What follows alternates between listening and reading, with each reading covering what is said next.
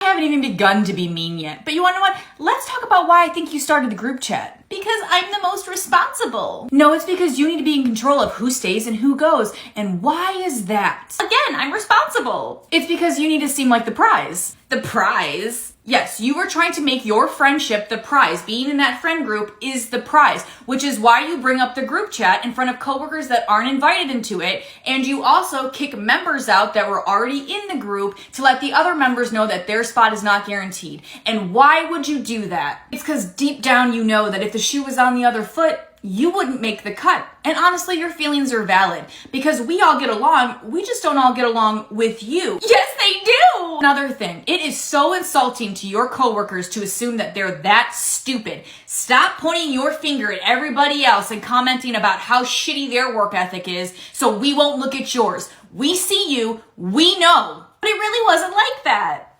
Okay.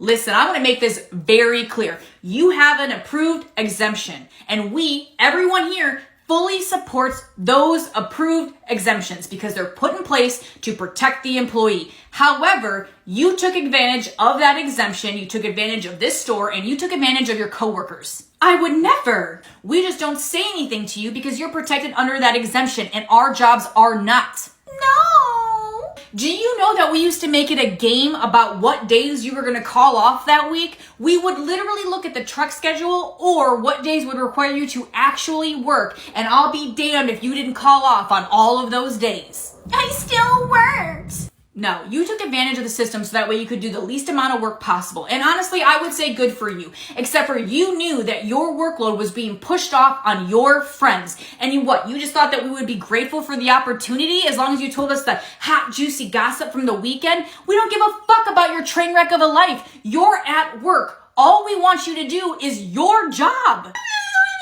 The crying has no business at work because crying doesn't get you out of situations that you don't want to be in, and it doesn't excuse your behavior. You were counseled about how your behavior was negatively affecting your coworkers, and instead of receiving that information and saying, okay, maybe there's a problem here, you said, nope, I'm going to cry and cause a scene so that way I'm the victim because if it's not what I believe, it simply can't be true. That was because the manager didn't like me. It really was though. Then after all of that, you had the nerve to fake COVID so that way you could receive 5 days paid vacation that you would otherwise not be entitled to. And then you were dumb enough to text it to your coworkers.